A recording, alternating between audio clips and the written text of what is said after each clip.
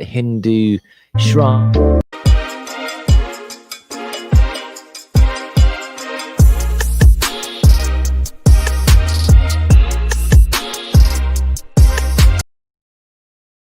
Hello, I'm Gabe Ortiz, and this is WEDU Arts Plus.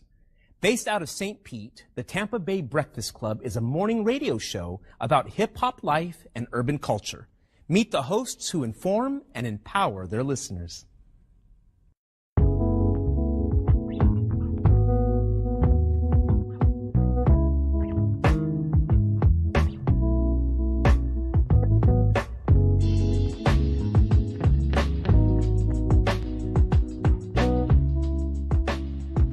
I'm Jabbar Edmond. I go by Mr. Edmond. My role, I'm a host and I'm co-founder. My name is Brother John Muhammad, Your Brother John, YourBrotherJohn.com. And my role on the Tampa Bay Breakfast Club is host or co-host. I just go by Kiana. Sometimes you may hear the guys call me Q. I may say Q just depending on my personality that day. And I'm the female of the crew. I think I keep balance when you look at the Tampa Bay Breakfast Club. So that's my role. And I'm Bruce Moore Jr. A lot of people do know Bruce Moore Jr., obviously being born and raised here and going to school here, but there's many more people that know Reno. St. Pete is small, and so the good things and bad things that come with a small city, you know, everybody knowing each other, of course, would be one of the pluses. My neighbors were not only just my neighbors, they became my family. Trying to put that back now, like really getting back to a place where we know our neighbors and we look out for each other. It was a St. Pete that existed, you know, south of Central, and then there was another St. Pete that existed north of Central and downtown. It was a struggle then, and I think it's still, you know, somewhat a struggle for black people in the city of St. Pete. Even with every step of progress we make, it's still a struggle to, implement that progress. Did y'all hear about the weed college, the first cannabis college? In Orlando. Talk to us, itself. No, yeah, I've been looking at it. This is serious, y'all. Over a year ago. If you got the charges, go and get the degrees, King. You got years of experience, man. It ain't like you come into a classroom with no data. Elon Musk said that a drug dealer knows how to manage and run a business better. I can't believe that. The real facts, man. I'm all about education. But what I'm saying is that we carry this industry on our backs. The way we started the Tampa Bay Breakfast Club, Jabbar approached me about what could we do, how can we do something together, and then an opportunity to promote Amendment 4. Amendment 4 is the, voting rights restoration to returning citizens. We were able to negotiate a deal where we got like 30 minutes on the radio, got 99 jams to talk about, Amendment 4 and other local, policies. And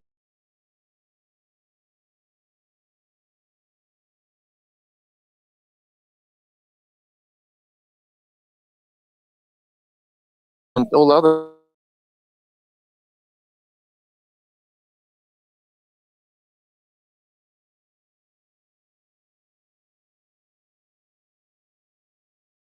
to returning citizens. We were able to negotiate a deal where we got like 30 minutes on the radio, got 99 jams to talk about, Amendment 4 and other local, policies and politics. Enjoyed it, so we started doing it on Sundays as like a podcast with, at the time, Janet Michelle. She was our co-host and she, filled that role until she moved. And then we had Carla Bristol, Carla B. She came in for a season. And then Reno was behind the scenes. He was always present because we did organizing together, so he'd come and hang out. And then the things that he was saying off camera was like, man, we might as well just have you on the show. The negative thoughts that you is thinking about right now, or any particular subject, y'all, just flip it.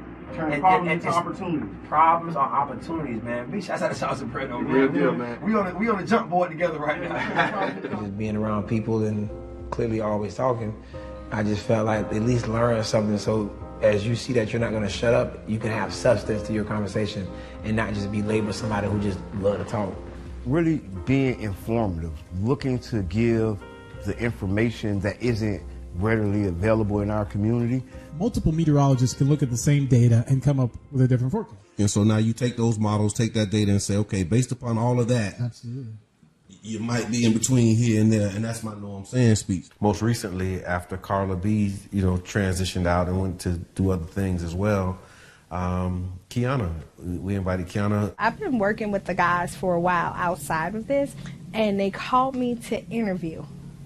And when I came in to interview that Sunday, after the show, they was like, hey, you need to be a part of the show.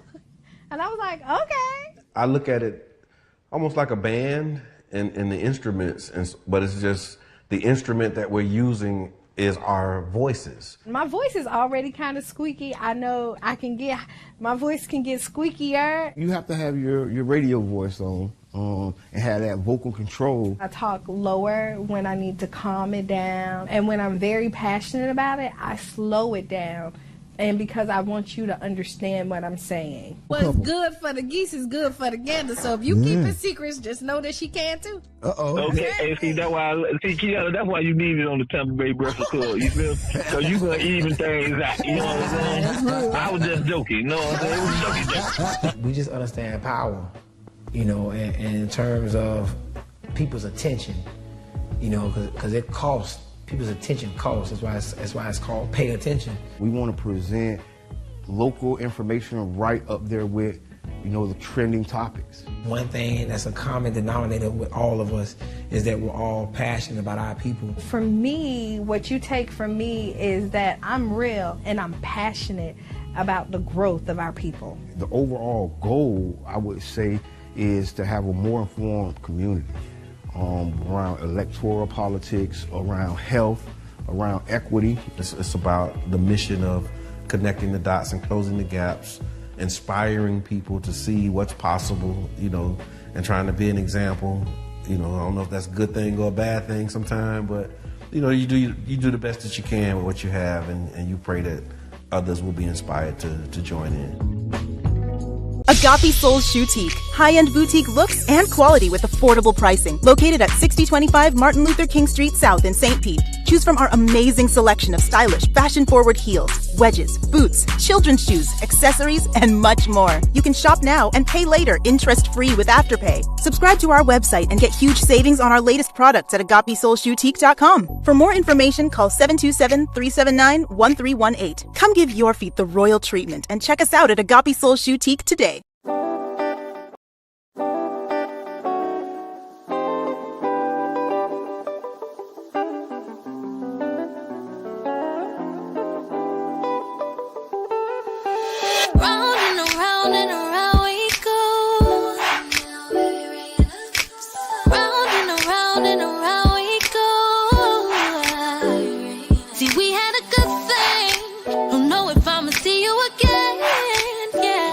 But is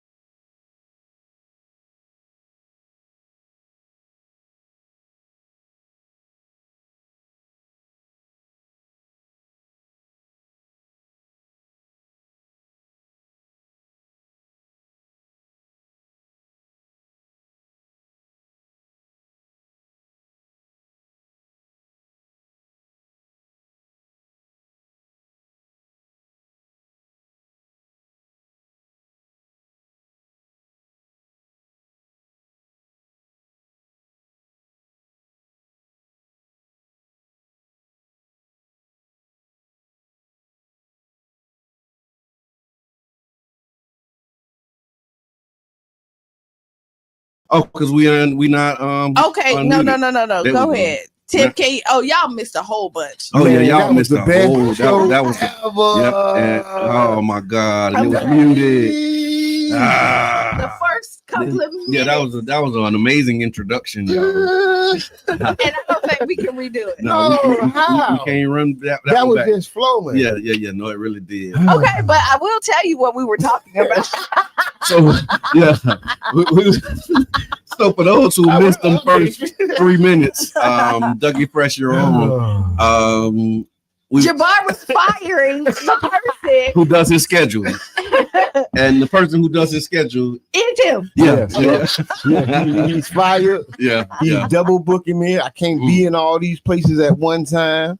No, so this is what you do. You know, before you fire a person, there's this thing called progressive discipline. Oh, No, let's talk about it. There's progressive discipline. Yes. And progressive discipline is when you say, okay, before you get fired, here's these things that you need to do in order to keep your job. So maybe you just need to get some progressive discipline. No, I think we don't have some progressive discipline. Okay, we had the fired stage like no more. Yes, we got to get. You don't had your verbal. Yes, you don't had your written. Yes, and then he went through the 90 days.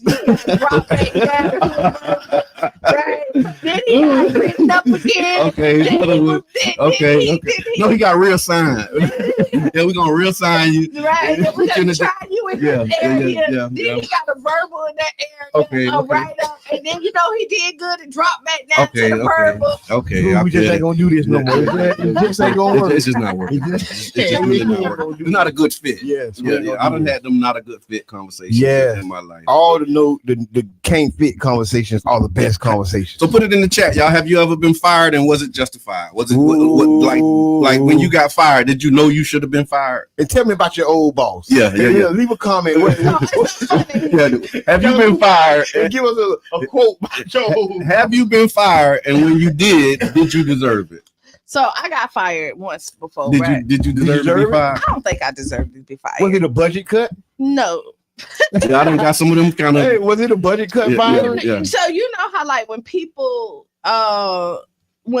got something against you, they'll find anything. Okay. And like the writing was on the wall. I've been to that. I've been there. And the writing was on the wall. But this is what I would tell you is what I learned is that like I be so loyal and optimistic thinking that like it'll work itself out. It don't. Yeah. And it doesn't because you can't control nobody else. Yeah. So like regardless of like everything you do, you can show up to the table, be perfect, like hit your deadlines, and they will still. They got it out for you. They just got it out for you. Okay. So I'll say back then, I remember. So it was this little girl, and she had a little girl.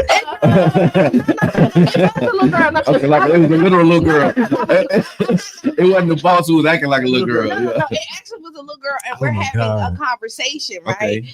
And the conversation, what she was saying was semi-inappropriate, right? Okay. And so I pull her mother to the side and say, "Hey, yo, you want to talk to her? You know, because it's our culture, right?" Yeah. And I'm like, you talk to her because anybody else have this conversation, you know what I mean? Boom, boom, boom. She flipped it on me. Okay. And it became a nightmare for me. Really? Yeah. Did you get fired right away, or did they like? Yeah. I like because they flipped it on me and then made it seem like it, and that wasn't the reason. And what they did was I had a schedule and they changed my schedule, and they said that I missed my shift. Okay. But that was, wow. So I was this is going back. I was working at IHOP. This was like the 90s, right? And I worked the night shift. Mm-hmm. And night shift is kind of easy at IHOP. You just got a few people, but we had this one lady, Miss Edna, and she would come in and she'll sit all day, all night. Well, I know Miss Edna. And Miss Edna, she was an older white woman. I used to come do that. in. What's wrong with that? No, she just but here's the thing. I hold my spot down. But what we would do is like I'll go across the street, grab me a brew, a quart. You didn't grab a quart. I did grab a quart. I did. When you drink little brews, we drink a whole No, quart. I used to go get a whole quart, right? Because I mean, I'm finna be here all night. And then it's closed. Yeah. I'm like, I'm in the back washing dishes. You know what I mean? Now, your own world. I got my music on, you know what I'm saying? And so this one, and we did this And for so you months. play on the court too. Yeah. You slam it. I mean, yeah. And Gotta so, go back. But everything getting done, so I'm thinking it's all good. But then Miss Edna done told on me that I keep going across the street to the store all the time. You know? And they fired me. But I was like, there ain't nobody seen me. Like, who gonna check me? And Miss Edna checked me. So yeah. So I did get fired, and it was justified. Okay. Hey. Caller. Hey, good morning, Freestyle Friday. Grand rising. So we asking the question, have you ever been fired and was it justified? Yeah, comedian. He been fired. Yeah. Been fired so many times. What you think about your old What you think about your old boss?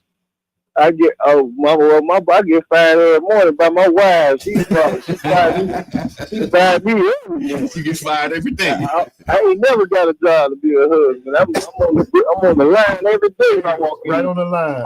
Good morning, sweet. Hey, but one thing I want to do, let y'all know, man, if y'all can tell the viewers, man, December 18th at the Tampa Improv, known as the Funny Bone now, I will be headlining, man. I finally got my shot to headline. Nice. Congratulations. Man, we need you to come in and do an interview and talk to us about this, man, because it's bigger. Yeah. I want to let you know, man.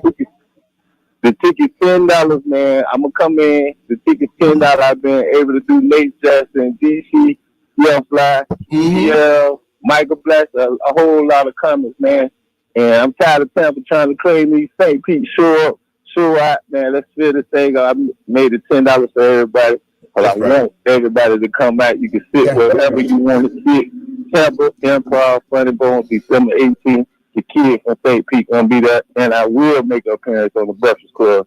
Put the link in the chat so we can have it too, man. Because we finna stare that thing out. How many shows you doing? We finna stare that thing out.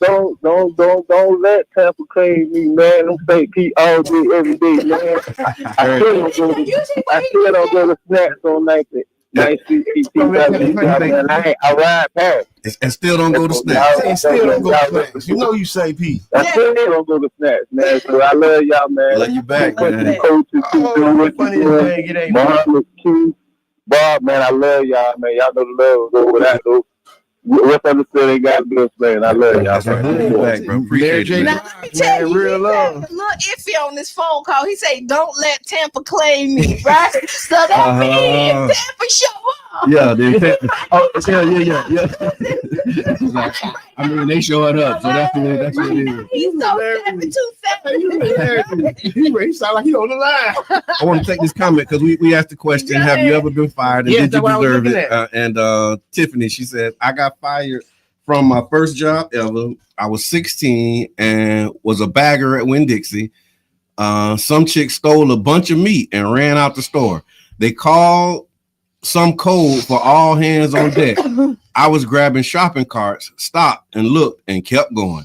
That was not the next day I was fired. Only worked there for 4 months and never had a 90-day review.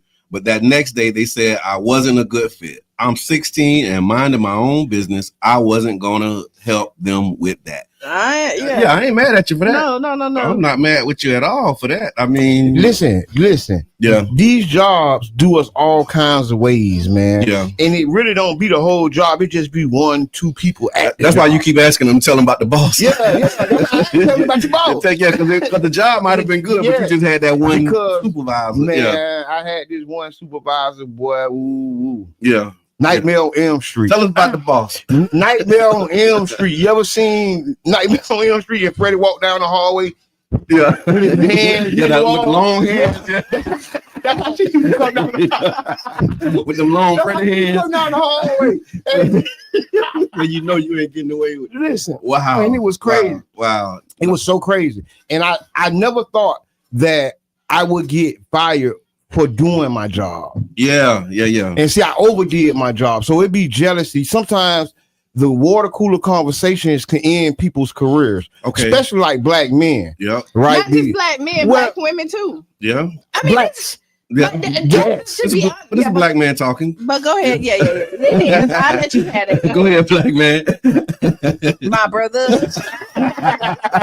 Let the black man speak. But because it be water cooler conversations. It's not that you ain't doing your job. It's not that you ain't performing. Sometimes you might actually be overperforming. Yeah. But it's the water cooler conversations that have painted you as a bad person. Yeah. Or painted you as whatever they're saying about you. This sounds like we might have been at that job together. Oh, because I remember, but being painted in a light. You've been painted in the light, but you overachieving. Yep. Like you're leading the organization. I'm talking about the organization is like kind of following your pattern. Yeah, everything that you do, they fight you on it and then do it themselves. And then do it. And then act like you don't remember them fighting you to do it. Yeah. Right? Yeah. It's the narcissistic corporate relationship. You know what it sounds like? The 48 laws of power. Like you're not supposed to outshine the master. Yep. Right. Yeah. And so people really look at that. And so what happened is when you have somebody that's the head and think that like when when they're not visionaries and they don't know what they're doing, and then you hire a team and then or the team come together, and when the team outshine and produce and you cannot produce, the only thing that you can do is get rid of the producing fruit because your limb ain't growing. And you know what? That was a part of the culture. You can't overdo it. That was a part of the culture. And they said that's remember that was a conversation too. They was like, hey, in this culture, the way that people get ahead is by tearing other people down. Oh, that was a rule. Yeah. And that's how they was like in order to advance, they tear another person down. And then what happened is they try to take credit for what you do. Yeah, they do. Right. Oh, yeah. But what they don't even try. No. Give me that credit. But Debo. They Debo it. But then what happened is proof in the pudding because they can't reproduce what you did. This is true. And so you will see a lack of. But it don't matter because inferiority reigns supreme in some of these corporate structures. Right? What? So I'm talking to you. Yes, sir. Inferiority. Yeah. I'm talking about reigns supreme. They hire and promote the least qualified. Yeah. Right? Yeah. The people that are least qualified are making the decisions. Yes. And that's why when a person comes, he overachieving and he's shining. Yeah. Oh, you gotta go. We don't do this you here. Can't stay. Don't none of us do this here. Nobody at the top can do that. You come in here and actually do this thing for real. But it's not the person at the top because the person at the top think that the manager, like this person. So you have this person and you got this person that like the middle manager, the middle person, the middle managers, and this is the person that don't know nothing, don't know how to do, but and they have a skill of finding people who can do it, right? Yeah. Support. And sometimes they get lucky, and they have somebody that follows the program and don't. And just kind of let them go because we're a team player. Right. I'm here for the team. Yeah. But when this person right here outshine this middle person, this middle person know the only way they keep their control if they eliminate you. Yeah. And so then they have to then tell this top person. Oh yeah, they spray you. Like they spray you, make it seem like it's this, that, it's difficult. I remember somebody they actually reported me and told they were saying that I had a problem listening to women. Oh, I remember that. Oh, they said I had a problem listening and taking instructions from women. Mind you, that I grew up in a household with number women. I remember that. And that was like the narrative that they was painting because I would push back on these things, and they said it wasn't pushing back. They didn't look at the principle of what I was saying. They were saying because a woman said it was because a woman said it, and I couldn't take direction, and I wouldn't listen to women. But the reality is that was a highlighting point where it even should have showed me and us that it's a real job to paint us as something we're not. Yeah. It's like people go out their way, and I'm just talking about in the job structure, but this happens in society too. It does. Yeah. You know what I'm saying? That's true. Go out their way to make us something we're not. Right. And then stand there and see, I told you. Right. See, I told you. Right. And then if you ever prove them wrong, they'll never say you proved them wrong. No. They'll never say, oh man, I was wrong about him. So if you're just tuning in, we asking the question, have you ever been fired and did you deserve it? My wife put it in here and I remember this too. She said, my cousin got us fired because she was making long distance calls on them people's phones. so they used to do it. They had a job cleaning buildings, like cleaning office buildings. And so they go in and they clean the buildings and the cuz was on on these office phones making long distance calls. That's what it calls. And so they fired the whole crew. Everybody got it. Yeah. Y'all didn't. Well, it was cut. Well, you didn't. She was supposed to get fired. That's cut though. But I ain't gonna prove which one. So they fired the whole crew. That's unjust, man. They fired the whole crew. But don't worry about it. So I got a story that actually lines up with that. So there was a night shift clerk at a 7-Eleven in Oklahoma City, Stephanie Dillier, working alone just before midnight on November 14th, when a customer tried to pay with a counterfeit $100 bill and then became violent.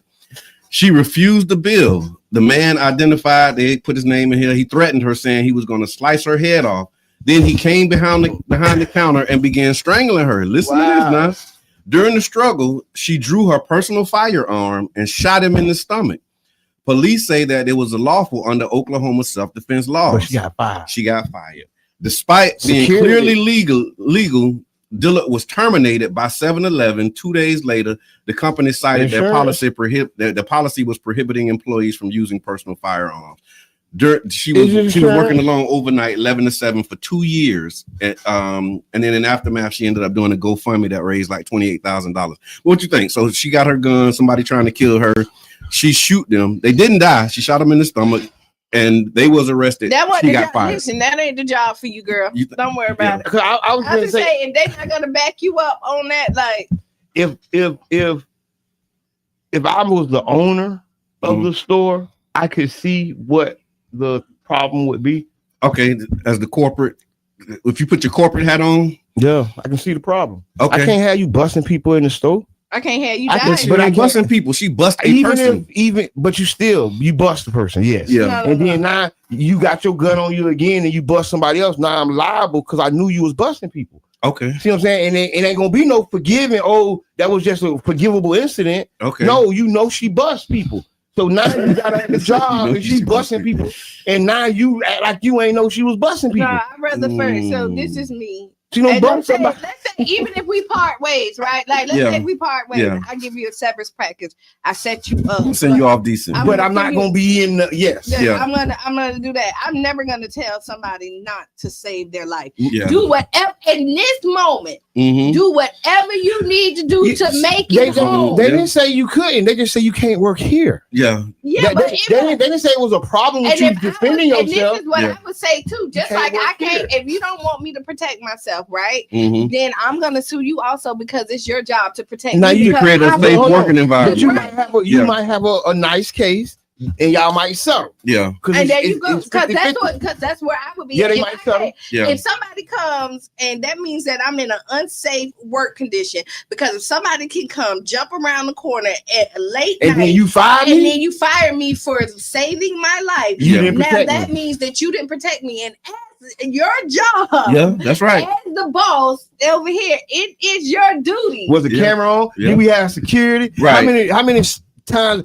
But don't get me on that because I can hire me. I keep on telling these people, attorney. I don't know how this. Look, this just happened organically. I got another story about somebody getting fired. So I really do. So another one that got fired. So it's a Hillsborough County case. It was a Hillsborough County case. How many times you been fired? Hey, a Hillsborough County person in Tampa police. It was the husband of the former Tampa police chief, Keith O'Connor. He served as the director of code enforcement. He was fired following an investigation by the Florida Department of Law Enforcement. Boy, don't make me sore. Watch this now. According to the FDLE report, the investigation centered around a $20,000 lottery ticket that belonged to one of his subordinates. And the employee reportedly owed more than $70,000 in unpaid child support. So he asked his boss to cash the check, to cash in the lottery ticket. And then the boss booked. It didn't say that, but It kind of said that. Because how they found out the boss cashed my check? Because you didn't give me my money. Yeah, and I told on you. Yeah.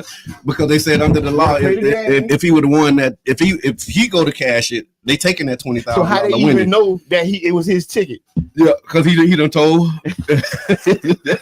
So you had to tell. Did you a solid? Oh, look, that's what they call it. The FDL, they describe the conduct as suggestive theft. Thank you. No, that's a suggestive. Man. Because I took it, and then you can't tell on me. Yeah, they didn't file criminal charges, saying that they did not have enough evidence to prove the crime beyond a reasonable doubt. But they did fire him for his job because he cashed a lottery ticket, signed his name, put it in his name, and when he got them $20,000. Listen, supposedly to keep him from getting took by child support, but he took it. Yeah, people take. I done heard this story before. Yeah. This ain't the first time, but it's just, this the first person white with status that I done heard trying to take the money. Yeah, because you get the money and then now you like, hey man, I got to pay taxes. Yep, you feel? Yep, you said you was gonna give me some. So now you might only get 7,000. Yeah, because they doing like 25% on them. Bro, you might only get $7,000. Yeah. And now you like with the $7,000. But if it's a $20 scratch off, you still with the $7,000, like, bro, what you mean? Yeah. You got to pay taxes. I said I split it with you. Yeah. Or I said I give you some. Right. I didn't say you can take taxes. I didn't take taxes. What you say? He should have just cashed out and gave the man his money so he didn't have to. Hell yeah, he lost his career. Yeah, he didn't think he was gonna tell. He might come here and work there. Yeah, they will. They come to St. Pete. Just come to St. Pete. Not even. He can go back. Progressive discipline. Yeah. First of all, he could go back into Tampa. Maybe not. He will get another job. Yeah, I think so. He would totally get another job. He's the husband of the former Tampa police chief. Yeah. So he's definitely gonna find another job. He'll be all right. Right on. Yeah. So let's do these announcements before the break, and then we're gonna come back. We're gonna talk about Tangerine Plaza after the break too. I got that. We also have some. Y'all seen they was calling Trump Sleepy Don. He was sleeping in meetings. I said that, and you know what Mr. Edmond told me? What he said? He gave him a pass for sleeping in the meeting. Because he done been sleeping for meetings too. No, but big deal. Move on. I sleep in meetings all the time. Nothing to see here. There's no better way to sleep than during the meeting. The best I take a nap. Wake up. The best night you ever took during the meeting. I say, are we gonna roast him like everybody did? Yeah. You know. Joe? Yeah. Yeah, they sleepy. So they calling him Sleepy Don. But I just want to announce this. So, knowing that 2026 is going to be an electoral system cycle. Yes. If you're running for office in 2026 and you're looking for a real way to connect with the people and the community, 99 Jams the Berg has space for you. You can underwrite a show, build your audience, and share your message. Our listeners tune in because they trust the voices of this station, the culture and the conversation, as well as the connection.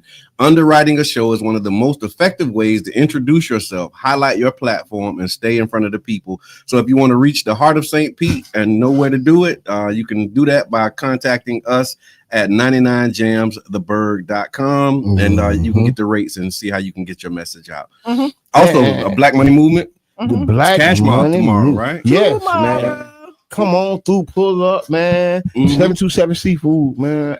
The old Red Snack Shack. Yeah. Right, yes, at any time. Yes, pull up. Yeah. Spend a couple dollars, support, because it's important. We're bringing economic development to our community through our dollars. That's right. Right. We're not waiting on city officials to deem it to help our businesses.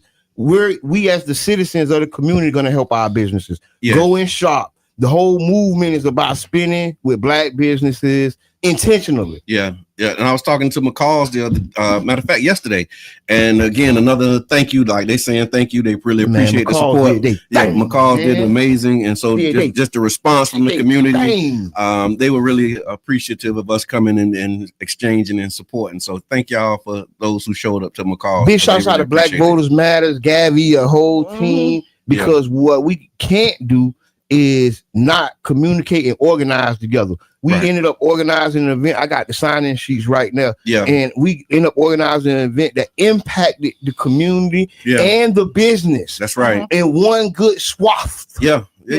And 3 hours, 3.5 hours, we've made an impact again. People got fed and the business got supported. And people was like, hey man, I've never been here. I come right here all the time. I didn't know they was doing this here. That's right. And it was up like Chuck, man. I thank y'all. Appreciate it. And we'll be back. Right on. 6-7 minutes after the hour. Stay tuned.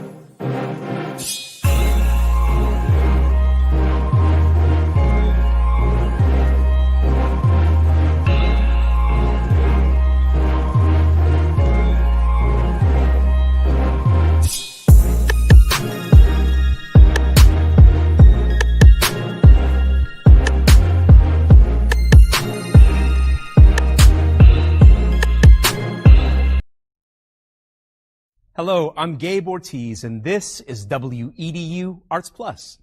Based out of St. Pete, the Tampa Bay Breakfast Club is a morning radio show about hip-hop life and urban culture.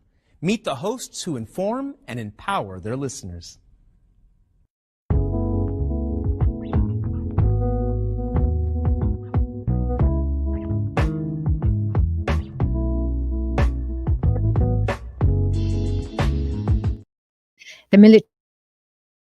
Hello, I'm Gabe Ortiz, and this is WEDU Arts Plus.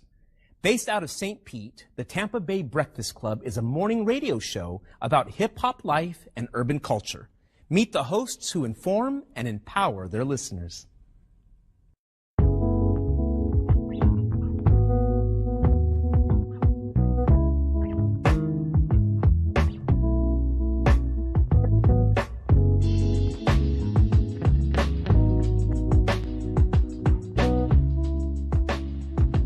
I'm Jabbar Edman. I go by Mr. Edman. My role, I'm a host and I'm co-founder. My name is Brother John Muhammad, Your Brother John, YourBrotherJohn.com. And my role on the Tampa Bay Breakfast Club is host or co-host. I just go by Kiana. Sometimes you may hear the guys call me Q. I may say Q just depending on my personality that day. And I'm the female of the crew. I think I keep balance when you look at the Tampa Bay Breakfast Club. So that's my role. And I'm Bruce Moore Jr. A lot of people do know Bruce Moore Jr., obviously being born and raised here and going to school here, but there's many more people that know Reno. St. Pete is small, and so the good things and bad things that come with a small city, you know, everybody knowing each other, of course, would be one of the pluses. My neighbors were not only just my neighbors, they became my family. Trying to put that back now, like really getting back to a place where we know our neighbors and we look out for each other. It was a St. Pete that existed, you know, south of Central, and then there was another St. Pete that existed north of Central and downtown. It was a struggle then, and I think it's still, you know, somewhat a struggle for black people in the city of St. Pete. Even with every step of progress we make, it's still a struggle to implement that progress. Did y'all hear about the weed college, the first cannabis college in Orlando? Talk to him, Soprano. No, yeah, I've been looking at it. This is serious, y'all. Over a year ago. If you got the charges, go and get the degrees, King. You got years of experience, man. It ain't like you come into a classroom with no data. Elon Musk said that a drug dealer knows how to manage and run a business better. I can't believe that. The real facts, man. I'm all about education. But what I'm saying is that we carry this industry on our backs. The way we started the Tampa Bay Breakfast Club, Jabbar approached me about what could we do, how can we do something together, and then an opportunity to promote Amendment 4. Amendment 4 is the voting rights restoration to returning citizens. We were able to negotiate a deal where we got like 30 minutes on the radio at 99 Jams to talk about Amendment 4 and other local policies.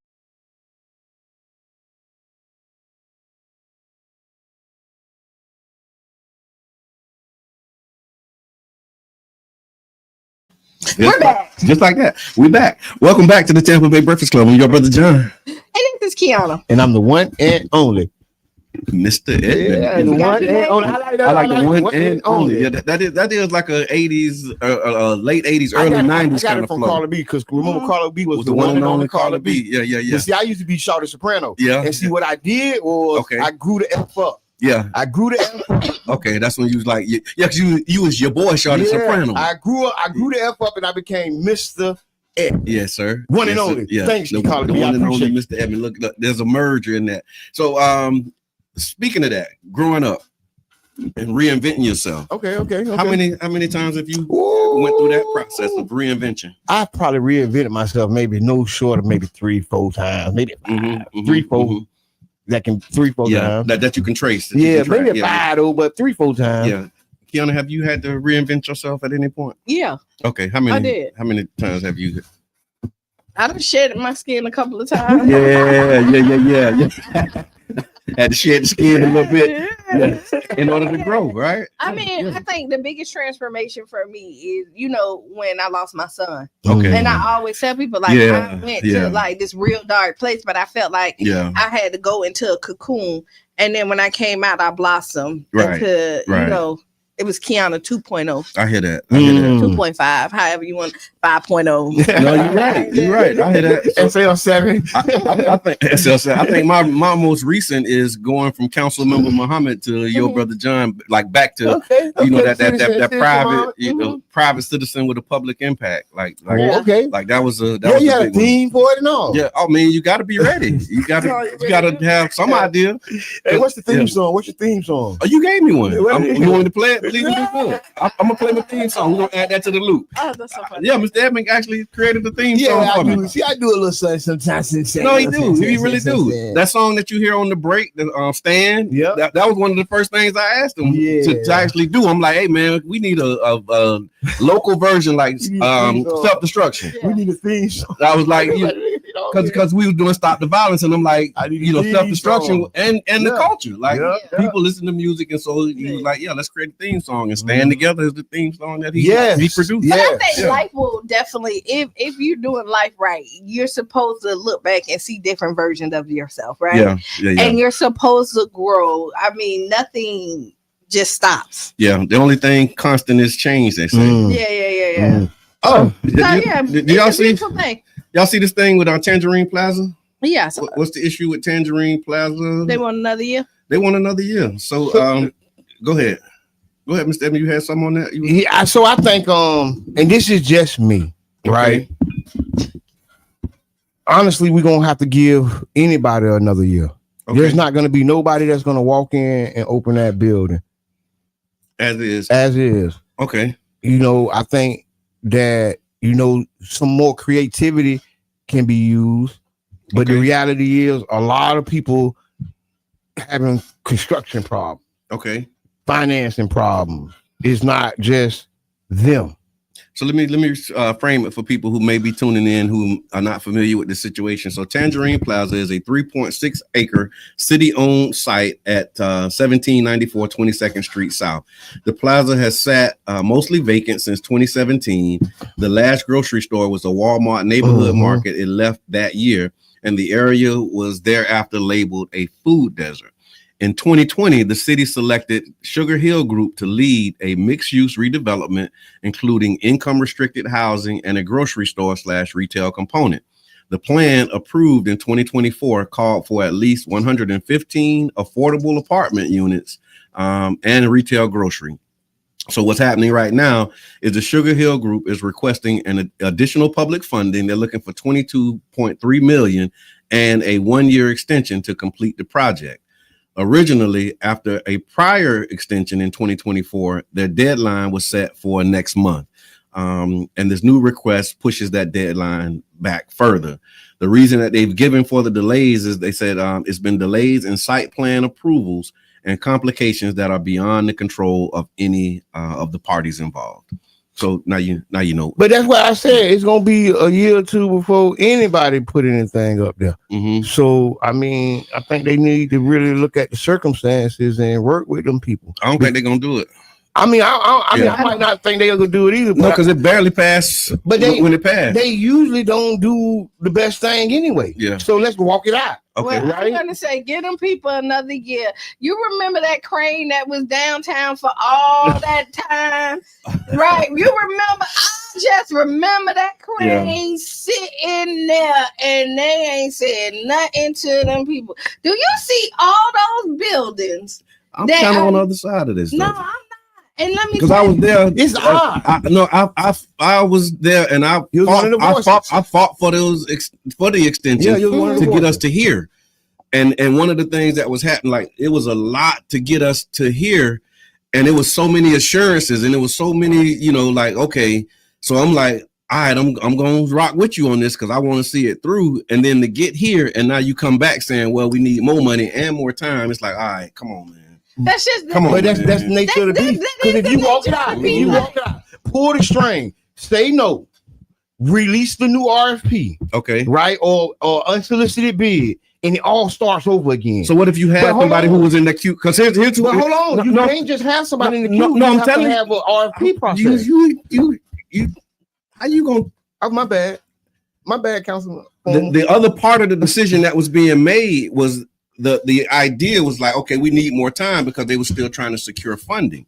As a council member, everybody come to you. Yeah, it was people who had funding that was ready to go that moment and was like, okay. I said over here, we can be open in a year because we got the money, we got the financing, we got the proof of it. So I saw the receipt. Proof is they were not going to open in a year. So hold on, because all I want to do is talk the truth. They said they were open in a year, but the reality is the process. And these people said that they was going to open in 18 months. Takes longer. No, they said they was going to open. See what I'm saying? Prior to 18 months ago. That's why I say walk it out. Yeah, I heard what you said, but I'm just going to walk it out. When Sprout said they was going to open, Sprouts open. Yep. That's a different scenario. That they have to do no RFP for Sprouts. Okay. See, that's what I'm saying. You got to add the other layers. And I understand these people have well wishes and everybody got big plans. I don't know, man. But the reality is, no matter what, I'm just not confident right now. That's all. I'm just not confident. I'm not confident. Yeah, and it was like other projects that was being done too, where it was the same type of stuff. Yeah. You know what I'm saying? Yeah. And so it's like at a certain point, you gotta, you know, take the dump or get off the pot. Mm-hmm. And if you coming in and like you real deal, like, cause I'm talking about leaning on me for real. Like it was a thing. You know what I'm saying? I ain't know that. No, it was a thing, bro. It was like a real thing. You know what I'm saying? And then just So, okay, yeah, it was a real thing. It was a thing. But then I was like, you know what? You know, I'm gonna do you the solid because I could have swung it. But I'm like, you know what? And then I'm like trying to make excuses and justify and like, okay, no, we gotta. And then we get 18 months later and you asking for $23 million and another year when you just got what you got and 18. It's like, I don't know. But man. I see it. They just put 19 million on the Sankofa. So don't you want to? We can't talk about that right now because then I'm gonna have to okay. No. I mean, yeah. Because like I got some thoughts on that too. You know what I mean? Because I was there to vote for that vote too. Listen, I was in the mix. You know what I mean? And when you sitting there and you voting, like sometimes you doing votes because you like, oh, I really don't want to do it, but I'm gonna do it because it's y'all.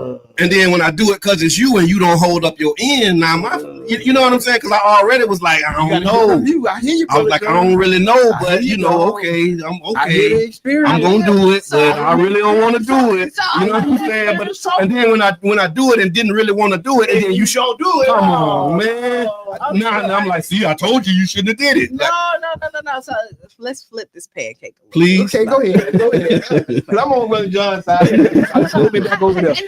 And I hear you, right? Yeah. Because sometimes it's the writing on the wall, and you be like, "Hey, I saw you mess up that last year. Now I'm gonna pull you in." So then there's history that then puts it like, okay, now history repeats. Now you got another side, like, dang, I was rooting for you, but then we also know that is as hard as it was for Hold on, let me pause you too on this because I was rooting for you, but you don't even think that I'm rooting for you. So you telling people that I'm not rooting for you. That was the other part of it. Since you opened the can and we're gonna talk about it. Right. You telling people that I'm really not rooting for you, but I am. And then I go ahead and do it, and then you drop the ball. You know what I'm saying? Yeah. Come on, man. We can't make excuses and progress at the same time. Doing it, but you listen, okay. Y'all ready? Mm-hmm. Okay, so here we go. We also know that this group is mainly black. Yeah. Right? That's why I'm rooting for you. Right. So we're rooting for you. So we're not gonna act like we're not black in America. Absolutely. And so hold on. And so what I'm going to say is just like if this RFP was put out in 2020 and it didn't get approved until 2024, right? Like that's when the extension got approved. But I'm just saying. So I think the original agreement might have been 22 and then they got the extension in 24 because they couldn't. Well, I thought they was trying to get it because they granted it to them in 24, right? No, that was when the extension was granted. The last extension was granted in 24. That's when I was there. Right, but by the time they came to us, it was the extension saying we need 18 more months. But they already. But the timeline don't matter. Yeah. I hear your point. This is what I'm saying is there's already hurdles and that just things that they're gonna go through. Yeah. And so even though I'm looking at 18 months, you're thinking a white developer come in, they're not going to have those same hurdles. The white developer can go to that bank and we know that they're going to get approved 9 times out of 10 quicker than these black developers. Right? The raise didn't get approved for their loan. No, but I'm just saying, so they had to sell. What I'm saying is Stu couldn't get his money either. But that's why I say I hear you. This is what I'm saying. Like, it's already a challenge. It's already a challenge. And then you have it.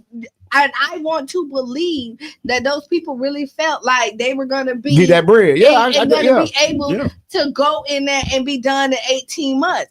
And then I will tell you, there could have been some internal fighting, right? Ooh, there could have been some turmoil. It could be, but this ain't nothing y'all got to worry about. But when I'm just painting a picture. No, I ain't saying you got to worry about it. This is what I was going to say. When the elephants fight, the grass suffer. Mm-hmm. You see what I'm saying? And so while you doing this, and we were talking about this on the break, now that it's kind of coming full circle. Yeah. When the elephants fight, so if y'all doing all of this, in the meantime, we still 8 years with no grocery store. Right. You know what I'm saying? So while you working this stuff out, there's also a real need that you have agreed to fulfill. Mm-hmm. And you got all of this stuff that you got going on that's not fulfilling that need. So at some point, you got to say, you know what?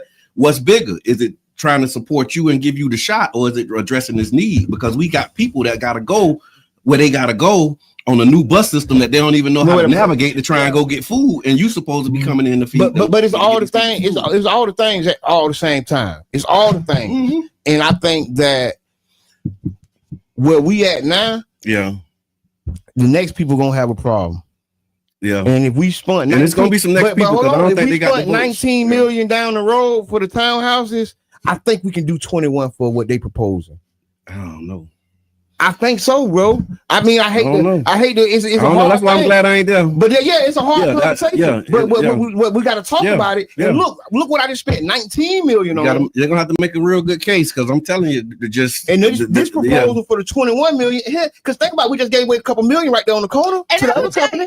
You get what I'm saying? So I want to say this too. When you look at it, it's so hard to be the black person who gets the deal, to get the deal because again, we give no room for error. We give no room. No, but we do though. No, we don't. And because and let me I do. But no, as a community, we don't because I can guarantee. Yeah, you got to perform that. Like I think we do though. We don't because we just seen it even when the hub. Like, let's go back to the hub, right? No, because I'm looking You're right.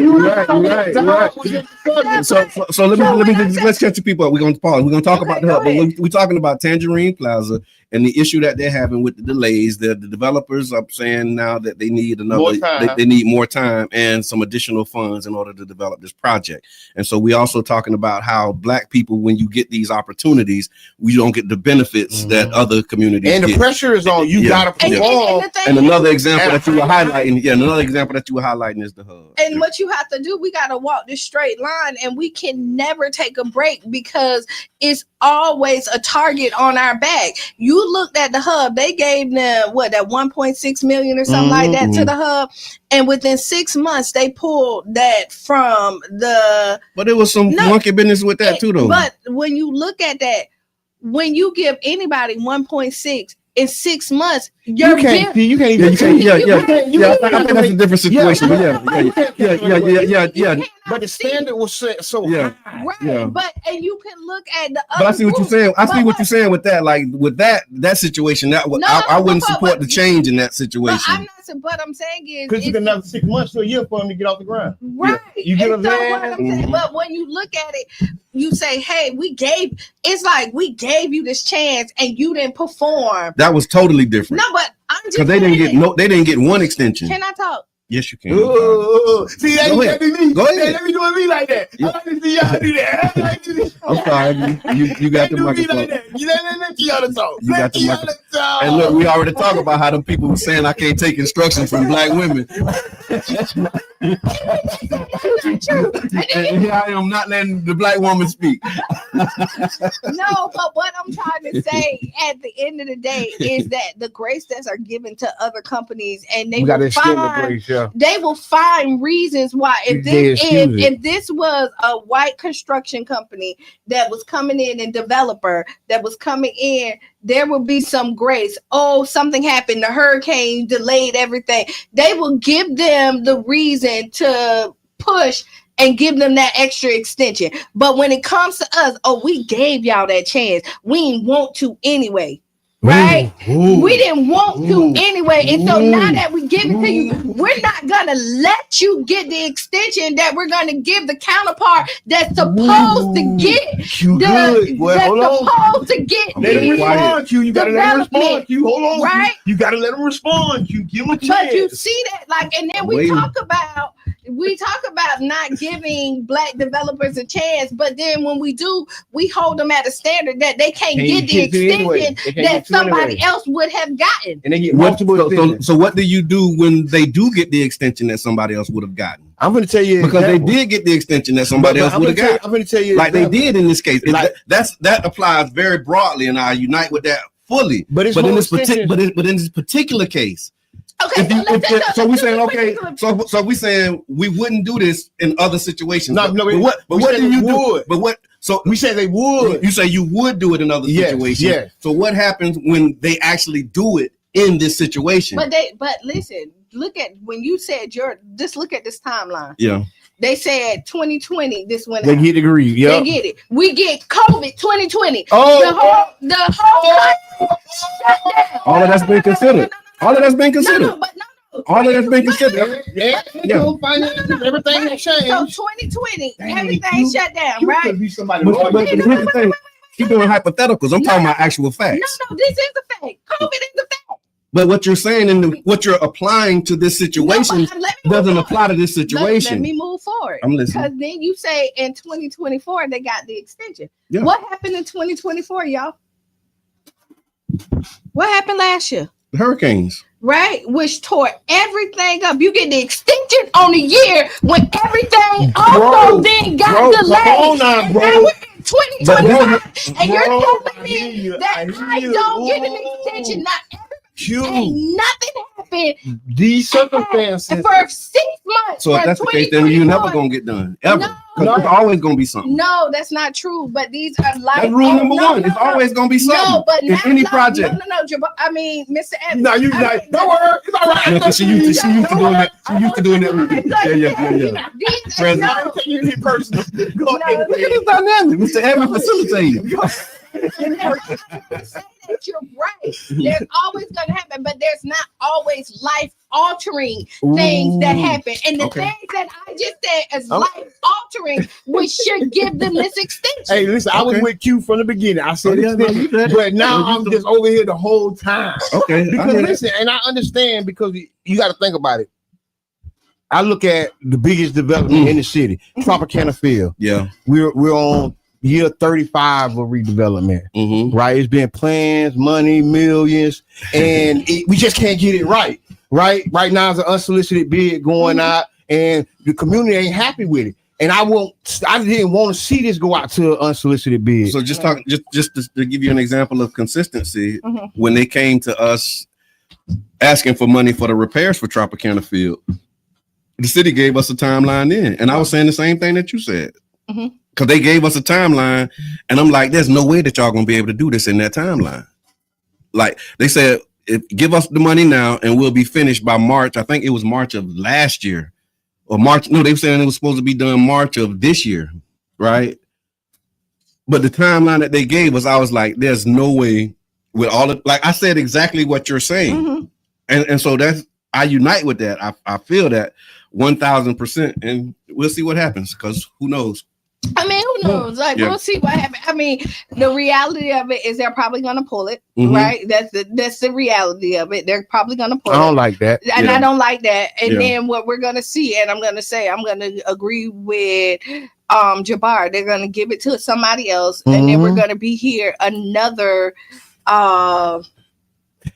They're gonna do the unsolicited bid because they're gonna be here in 5 years from now. We're RFP. gonna look at that, and that's still gonna be undeveloped. And I think we shouldn't do that with big projects. Right. I don't think that the unsolicited bid should be. It's the difference between an unsolicited bid and an RFP, and you keep.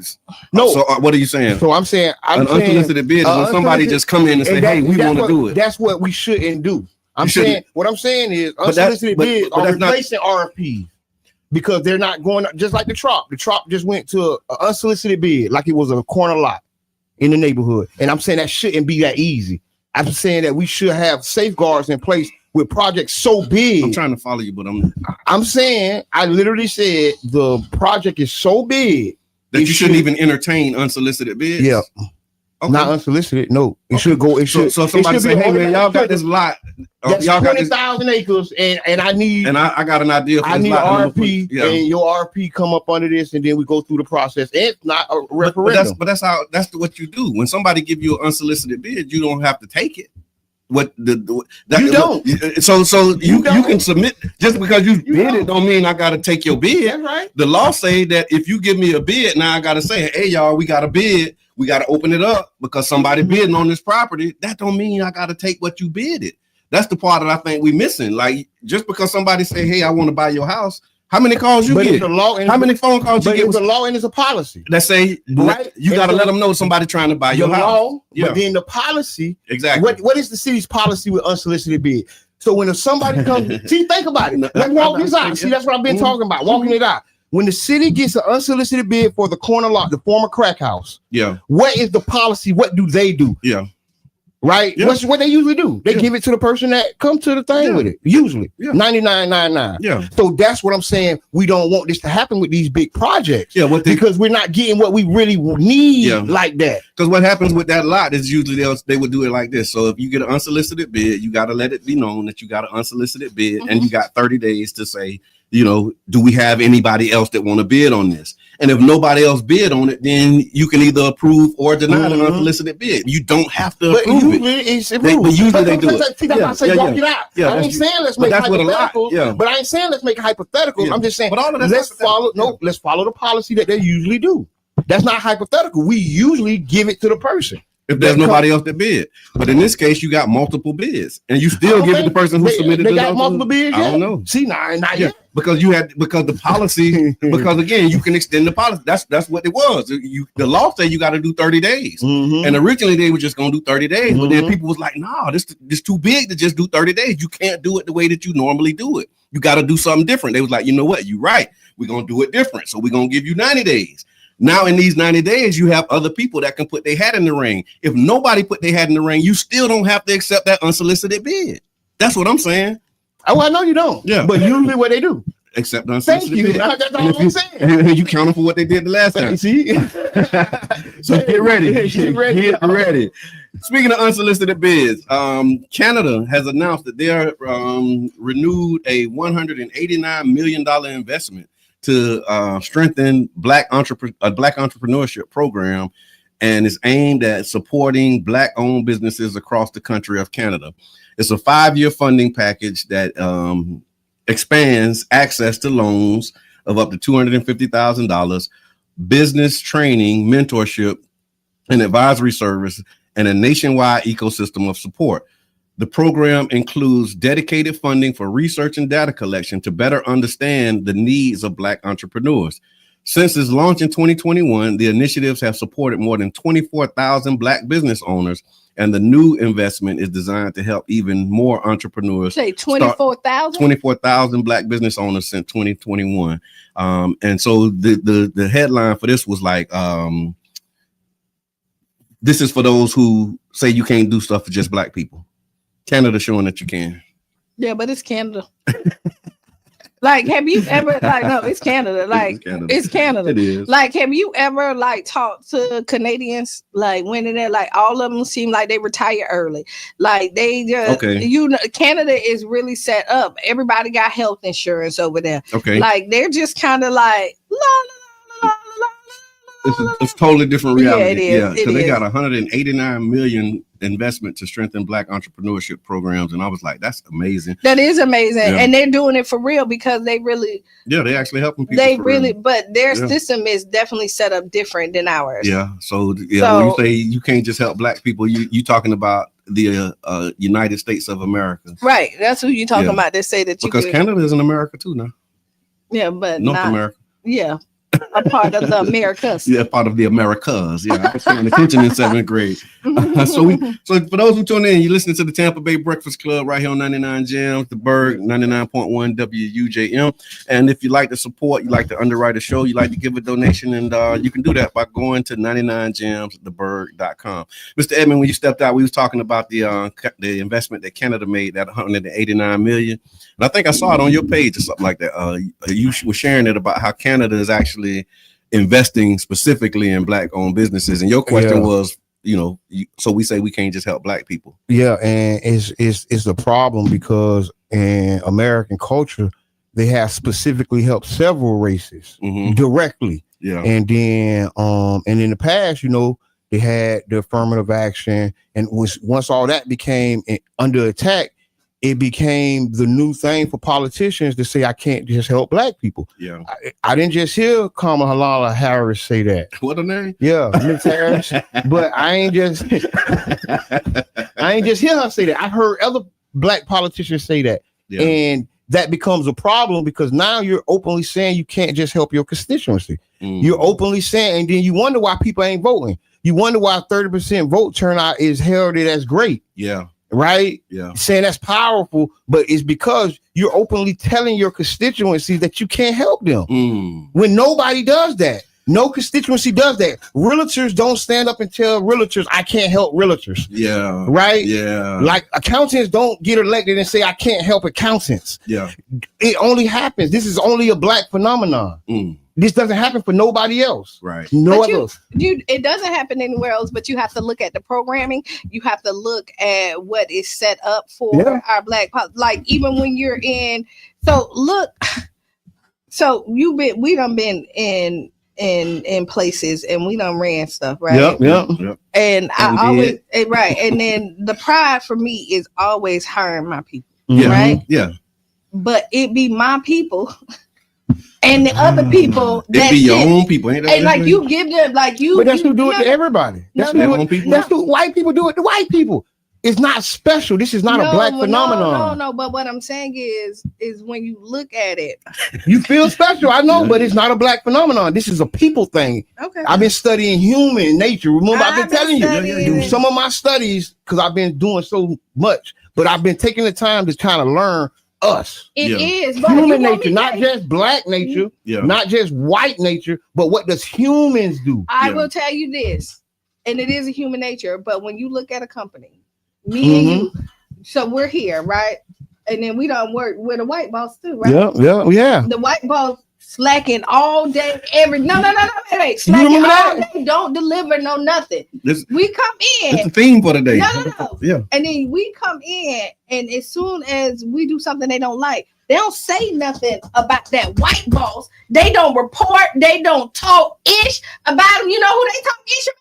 Yeah. Keanu Jabbar and Brother John.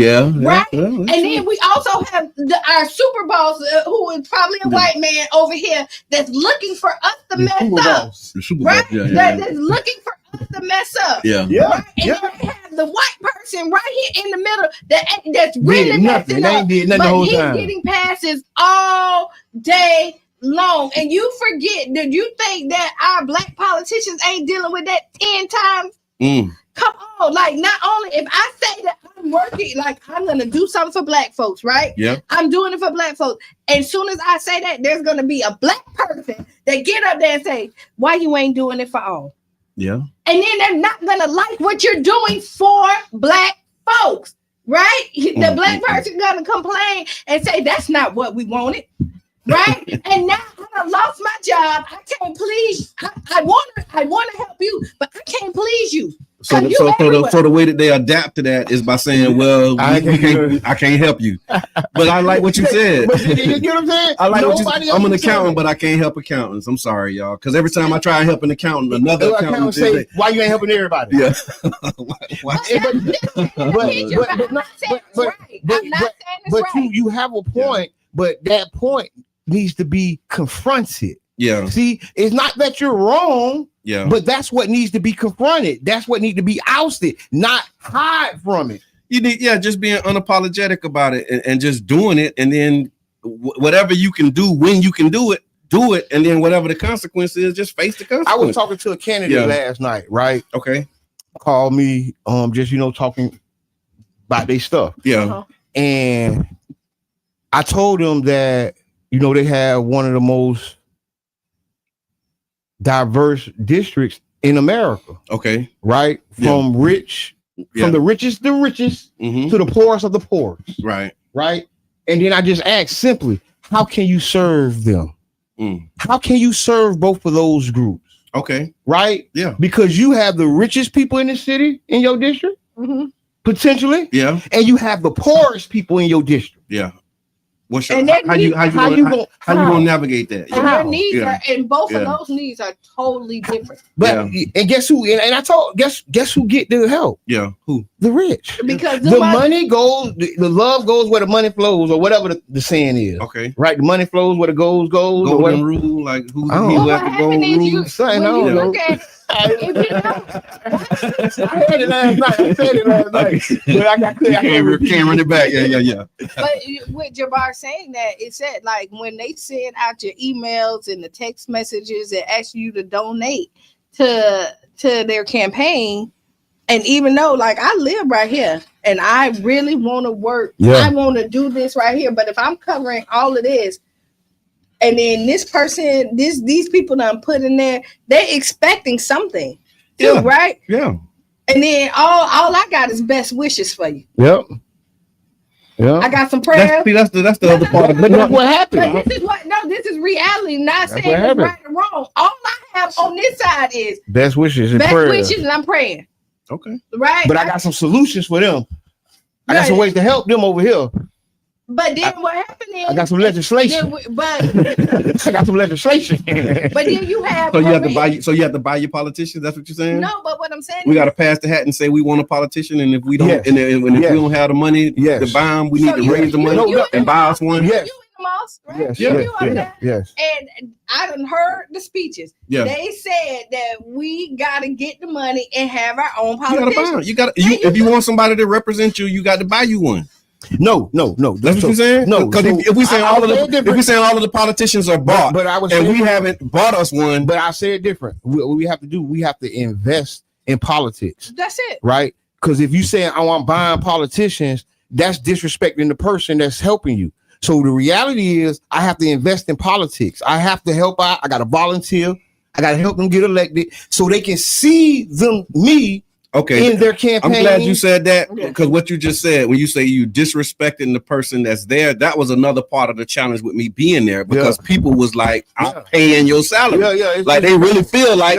And I be having to check myself. No, they really feel like I pay you. Yeah, for real. I bought you. Yeah, you own. Like your check that you get every week for doing this job is mine. I'm the one that's but see, we don't have that mindset. We don't have the I'm paying your salary mindset. Right. We have it, he's a good brother, he's trying to make a difference. They like, no, I'm paying you to do this job, and you're gonna do this job, or I'm gonna pay somebody else to do it. And that's what it's like. Wait a minute, you know what I'm saying? The thing is, we come in there and we say that. How many say, hey, we put them in that seat. Yeah. Make demand that they do what we want. Get them out. But let me tell but you, you're gonna say that when you actually put them in the seat. But if you're not, that's what I'm saying. If you didn't put them in the seat and they know you didn't put them in the seat, then they're gonna be like, you ain't do nothing to get me here. And that's why you remember, and I hate to bring this up, when it was like we didn't need the black vote. Yeah, those guys. Yeah, you know what I'm saying. Yeah, but the reality is the black vote carried you, my boy. Yeah, my boy. Yeah, my boy. It got you. You see, my boy. And they try to do some things towards the end of the campaign or towards the end of the little run on the back end. And that's why we dealing with some of the stuff we dealing with now. Yeah, right. Because it was half-hearted help. Yeah, right. It wasn't full-throated support. Yeah, you get what I'm saying. It was half-hearted hurt, and guess what? It cost us more on the back end because if you would have helped us fully, it would only cost $5 or $6 million to build that shit. Oh my bad. I'm sorry. I get past it. I get past it. We're at the end of the year. Every episode we need to really real. I'm sorry, but all I was saying was some of the efforts that we're dealing with now would have been better full-throated efforts from the past. Yeah, that's why I say that 21 million now needs to be spent. Hurry up and give it to them before it's 27 million. Okay. Let's stop playing because that's why we got here with this half-hearted help. But that's okay. I ain't gonna go back to that because I got. Okay, you got more. I just got more data. You know what I'm saying? You do. But I'm not gonna do that. You know what I'm saying? Because you're right. Principally, yeah. But then there's context as well. But in theory and in principle, yes. But practice refines the theory, my brother. And we want to get more practice. Yeah. Right. Yeah. Because that's going to help us get it done. This is not just a black and white situation. No, it's great. Yeah. It's a lot of gray and different shades. Yeah, it's like gradients and what you called it. Yeah. We in that big meeting we just had. You y'all talking about the you got silver, you got gray, spectrum of gradient or something. Spectrum of engagement. Well, it was one of them big words, and I liked it. I was like, ooh, I like that. Don't be taking notes. I said, no, I went back to the notes. We got all the notes, at least 30 minutes of all the meetings. Okay. But we be going a little longer, so the free account don't help. Did we do politics with Mr. Evan? You got anything else that we need to be paying attention to? My biggest politics was just Tropicana site. Okay. Gas plant.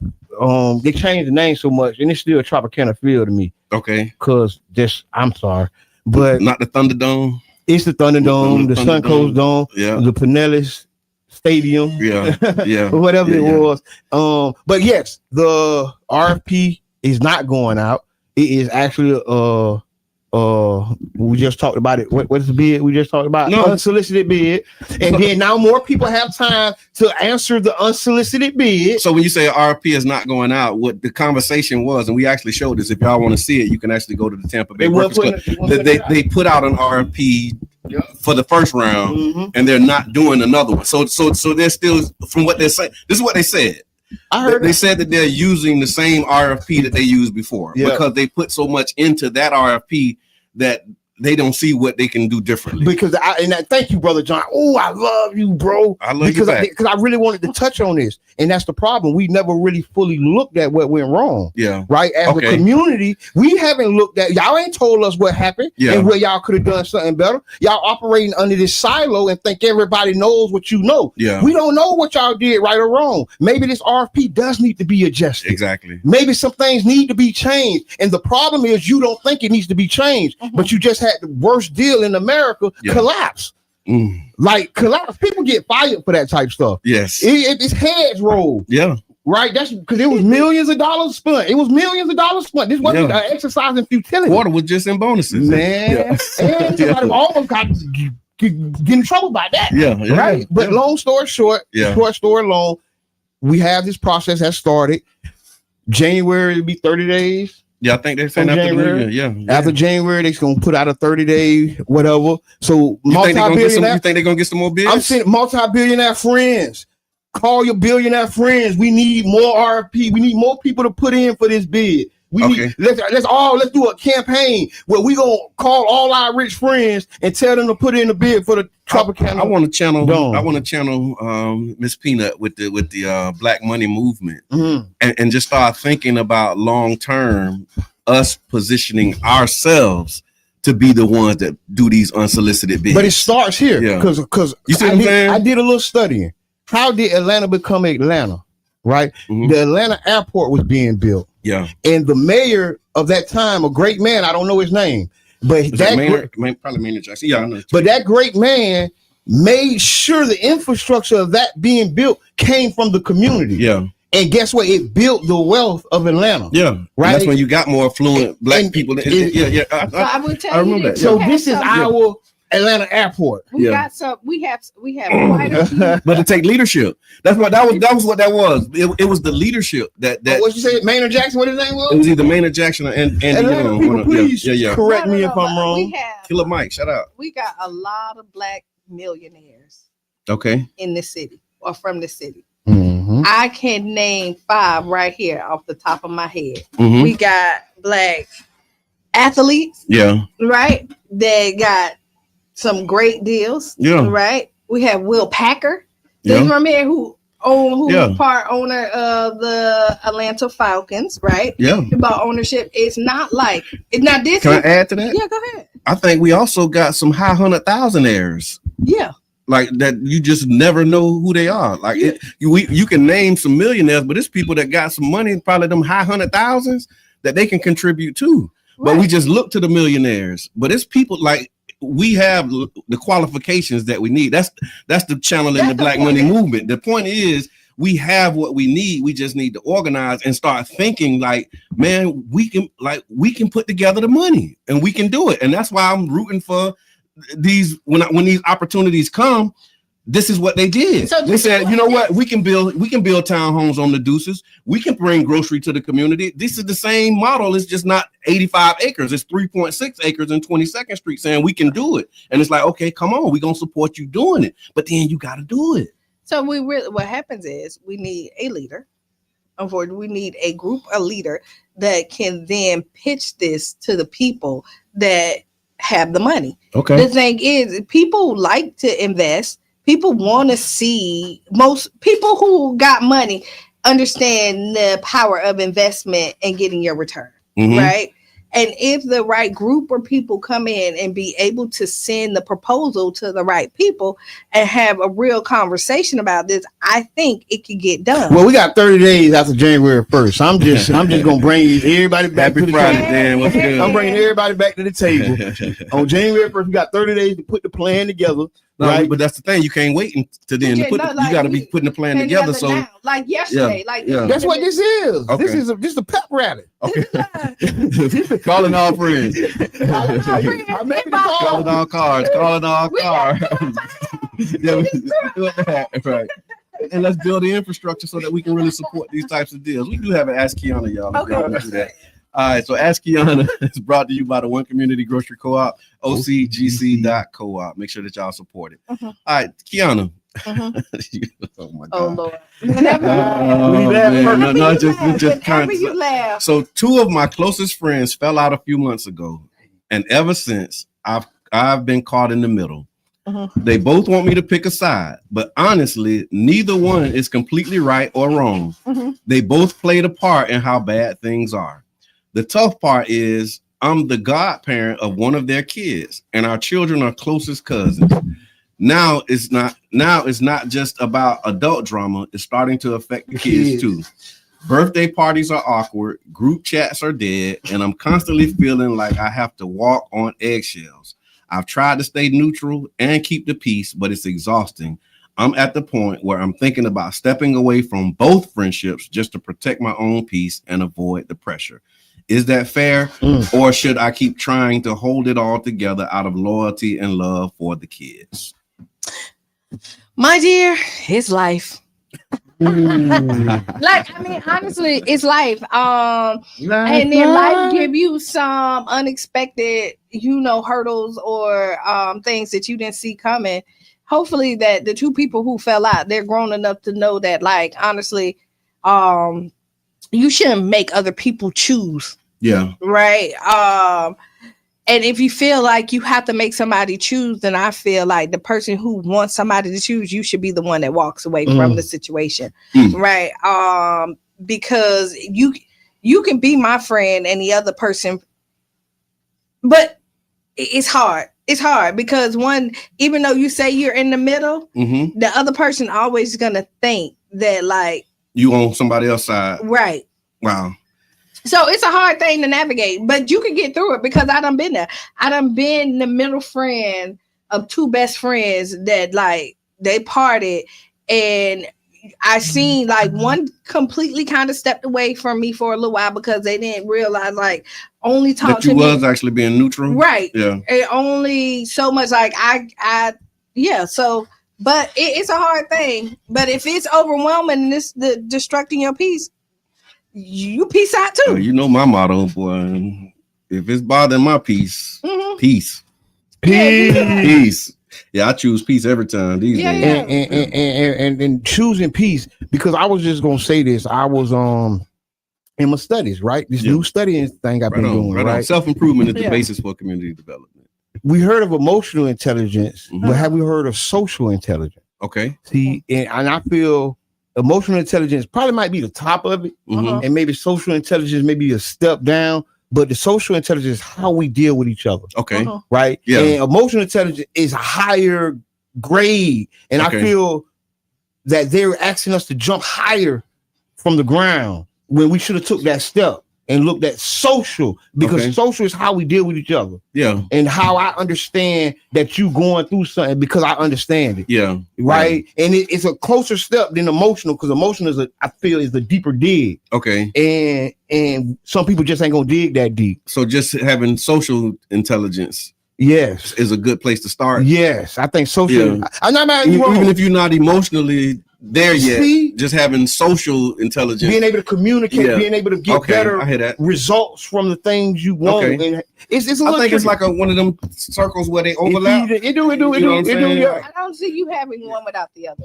That's what I mean. Like it's I like think you can. So it's like 2 circles, and then it's a point where they come together. I think I can know how to talk to you and how to treat you, because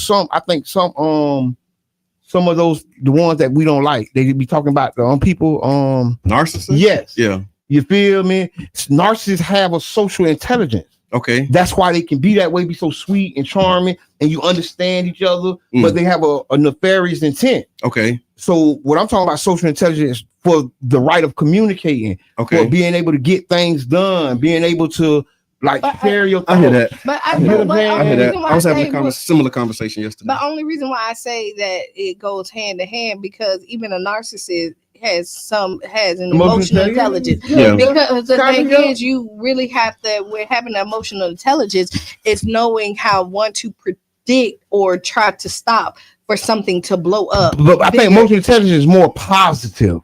No, like when you're using your there's emotional a- intelligence, you're there's not. a- I don't think you're manipulating people with But it. some people are. Okay, Like there's a good and a bad to everything when you look at it. And once you are emotionally intelligent, you can use it for your good or you can use it for your bad. Because you can then paint the picture and bring it where my emotional intelligence is telling everybody to calm down. I use it to rouse everybody up. Okay. And we see this in it, like you could see. No, that was one of the things that they used to teach us in organizing. So like you gotta be. And I they would teach you to never play with that. people. I would Remember that was one of the things. I've been fighting against that ever since. No, but they tell you to play with people's emotions. You gotta say something that's gonna make them angry, because when they angry, then they'll be moving. And now I gotta bring you back down to bring you to because you want to fire. You gotta fire them up, and you gotta. I'm glad I had a mind. So when you look at my own, depending but you just don't got a job in that space. But it was the wording that they used. Fire them. So and just think if they would have came and said, find something that they're passionate about. Mm-hmm. Yeah, that's what they do. Right? Yeah. No. Not something they're angry. When you say angry, it sounds like but if you switch the anger word to passion, yeah, you're right. That's just like the black guy. Those trigger words. Right. You have trigger words. It's how you paint the picture. Yeah. And the words that you use is going to get the results that you want. Yeah. You know how you flip the words when there's somebody black doing something. I just told it all when I walked off into the phone, but we're changing from excuses to scheduling. Okay. And so how do you turn an excuse to a schedule? Because I didn't have the chance to do it because of this. No. My schedule is we're gonna do it because of that. Yeah. See, it's a change. It's the same thing. We didn't do it because of Thanksgiving. Okay. But the scheduling allowed us to schedule it outside. So that go to manipulation. No, I'll tell you this. No. That go to manipulation. Here's the thing I read. What's coming up for me as you say that, I remember reading a book called The Power of Decision. And in The Power of Decision, it talks about your alibis. And you got to watch your alibis. And so the reasons that you give for the decisions that you make, you have to really be mindful of what those are. You know what I mean? I know you do. You know what I'm saying? That's what I was just talking about. That was it's like, okay, Thanksgiving, like, was it really Thanksgiving? Like, you really have to double click on that. No, it was or is that convenient? But it was Thanksgiving, but it's how we talk about it. Yeah. Okay. Right? It's not because of Thanksgiving. Okay. Right? But our scheduling. Because it's the same thing. Okay, you can't change it. You change the perspective. I didn't do it. Change the way you look at it. I didn't do it because of Thanksgiving. That's an excuse. Okay, right. That same we scheduled it because of Thanksgiving. We rescheduled because it's the same thing. I need to workshop that a little bit more in order to really get it. But you don't. I see where you're going. But he said he's not saying Thanksgiving. He said like my schedule didn't allow me to exactly because I had something else doing that. Because of the power of words. Yeah. Okay. I hear you. Thank you. So if you say Thanksgiving, man, you make an excuse. Yeah. Okay. But my schedule didn't allow me. Like that's a real thing. Okay. But it's still both. Okay. And it's the exact same thing. And it could have been. It could have been my schedule. That was my sleep time. Yeah. Right. Like it could have been my meditation time, or it could have my been family time. Or I could have been on the boat, but my schedule did not allow me. Okay. And that sounds like a better. Yeah. And we got a date. We got a rescheduled date. Everything is back on track. Oh, it didn't. You get what I'm saying? It didn't happen during the Thanksgiving break. I do. All right, y'all. So this has been an amazing ride. I appreciate y'all. Thank y'all. And just for those who watch the replay, and if you make it to this part, I don't have a problem taking instructions and listening to black women. I want to make that explicit. It is really rare that me and him go back. That's good. That's all right. That's all right. Because if we never did that, that means we're not being honest with each other. No. And so I appreciate that. For real, if you agree all the time on everything, there's somebody lying. Come on.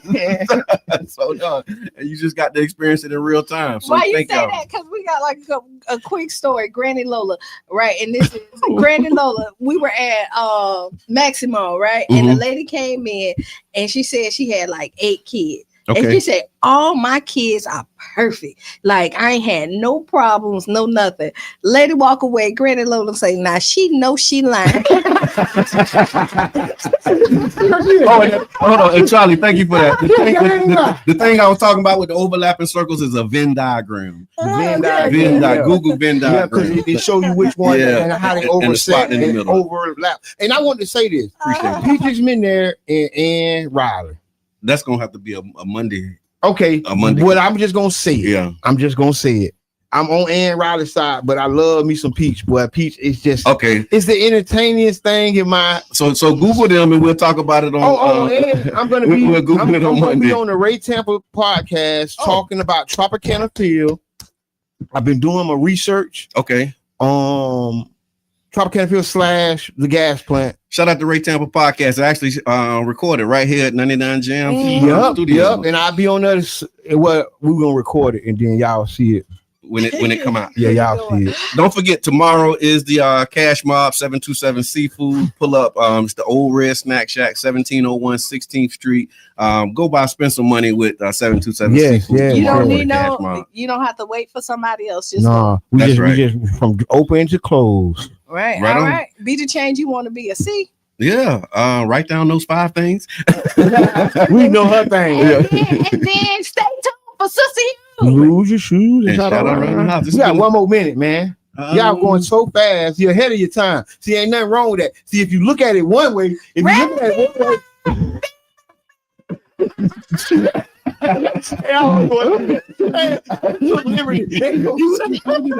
We had like 8 minutes left. We don't want Mr. Jackson to give us a call, but we really enjoy what we do. We'll see y'all on Monday.